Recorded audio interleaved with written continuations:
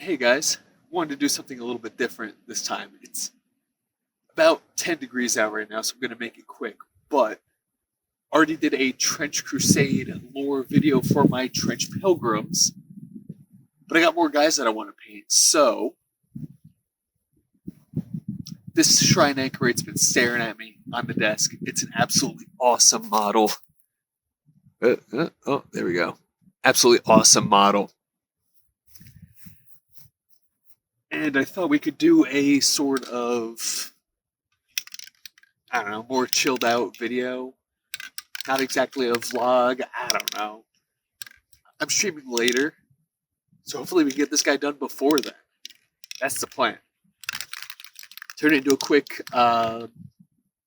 metal painting tutorial, right? I think it'll help everybody out in the trenches. So anyway. Step 1, black primer.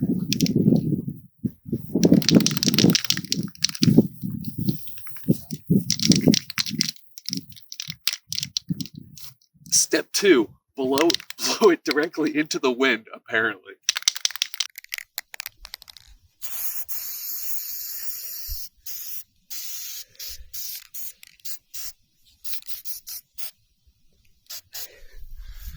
Then, after I survived all of that wind and cold, the treacherous, diabolical conditions even, we're here with a primed Shrine Anchorite. So after this, the methods are easy. Here, over our black, we are dry brushing with a dark brown. I'm a big fan of this leather brown. Easy enough, just a dry brush. Luckily, some of the parts on this thing, like the I think it's called a Catherine wheel on the left arm there, all that's wood too, so we're just hitting everything nice and easy.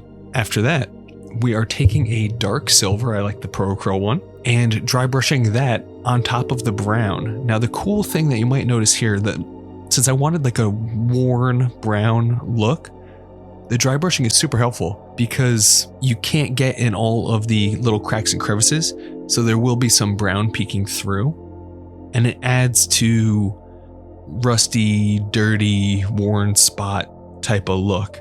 And after the dry brushing of the silver, just went in and hit some of the wood parts with my brown leather again, just to bring those back up. And something that I did actually before this step, I blended that dark silver dry brush into a lighter silver, but went very, very light, like dry brushing less and less, concentrating it just to the highlighted points as we got brighter with the silver. But it was really only like 2 or 3 passes of like dark silver, then a blend of dark and regular silver, then the regular silver. I mean, and really, after that, the silver is done. So from there, I took my bronze and decided to pick out some of the details, like this biblically accurate angel on the chest and some of the crosses, for what feels like the first time on this model that I'm actually painting something, which is kind of wacky. Then onto this fella.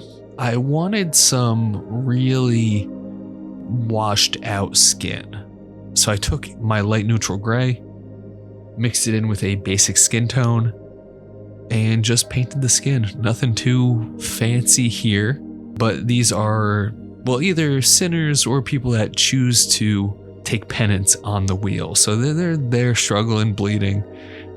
They're a human shield and they love it. But we took an ivory and painted up our little lamb here, which I love because, as you'll see, and if you saw my Trench Pilgrim video, we are doing the Cavalcade of the 10th Plague, where before battle, all of my Trench Pilgrims purchase lambs and sacrifice them and draw crosses and douse themselves in the blood for divine protection.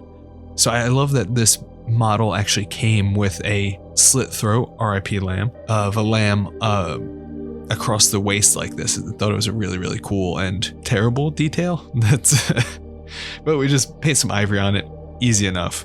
Then we get to the fun part, the oil washes. My burnt sienna and my French ultramarine, thinned them with some white spirits. And at this area, I'm taking the blue. I want that to be my shadow color. So you can see I'm just hitting the crevices, underside of arms, things like that. And I'm not being too exact. You can see I got a really fat brush here because the cool and warm tones and the difference of the sienna and the blue here have a really cool play of warm highlights, cool shadows, and that sort of thing. So some mixing is fine too. But I took my brown and we're gonna hit all of the parts on top. Really just covering it because the magic of oil washes that I will not stop shouting about. It's the reduction technique, right? Where I'm putting all this on here, then I can pick and choose where I'm going to wipe off the color, what I'm gonna leave in the recesses, and all that good stuff.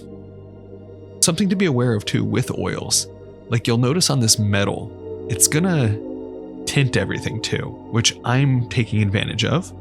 And also something to be aware with how thin you mix your colors. Like do a thinner mix, have a thicker wash if you want it to really take on the color, or you can go thinner if you want it to be more panel-liney type of stuff. There's so much wiggle room. That's why, I just love oils. I won't stop yapping about them. But we covered everything. Then we're just going in with a Q-tip. I like to do this while it's still wet. It's much easier to remove and play with this wiggle room of oil washes being a malleable thing. So yeah, really just went around with my Q-tip, dabbing off. And this is where you get to do it to taste, right? There's no right or wrong way to do it. Wonderful thing with oils is that if you take off too much, just add more oil. Now, when it's a little bit more dry, you can see the effect here.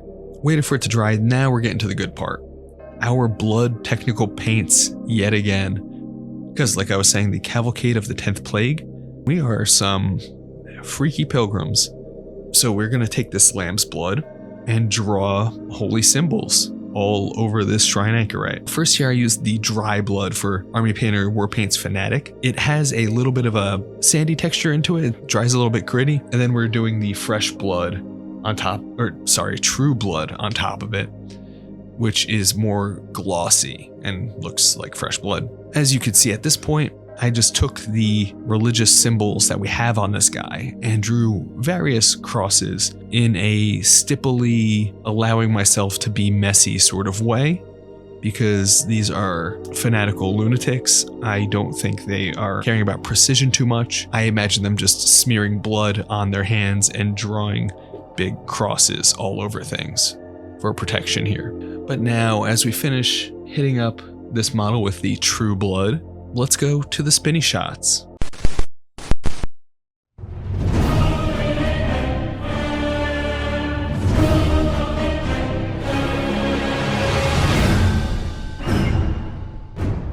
And my friends, thank you yet again for joining me in a Trench Crusade. Hopefully this one was slightly fun and educational. I really like this method of painting metals. I use it on all my orcs. I'm going to be using it on my trench pilgrims. Basically, all of my armies and models get this worn metal look, and it's super easy. It's stupid easy. And it has an awesome, awesome effect. For reference, this model, before we went and did the blood effects, and taking out the time for the oils to dry, obviously, because that took 2 days. But for the painting and the oil wash of this thing, it only took about an hour and 15 minutes. Then the oil drying, and then the blood. Probably 2 hours total? Maybe that. Awesome results, I think. I'm really happy with it for a very short amount of time for a giant model. I hope that was helpful. Hope you guys enjoyed that. And stay tuned for more Trench Crusade and the imminent Emperor's Children. If you want to hang out, come hang out over on Twitch at twitch.tv/drinkyourpaintwaterlive, where I've bumped up the schedule. We're streaming 5 nights a week now, 3 paint nights, 2 gaming nights, which is pretty dope. The link for all that will be in the description. So I'll see you there.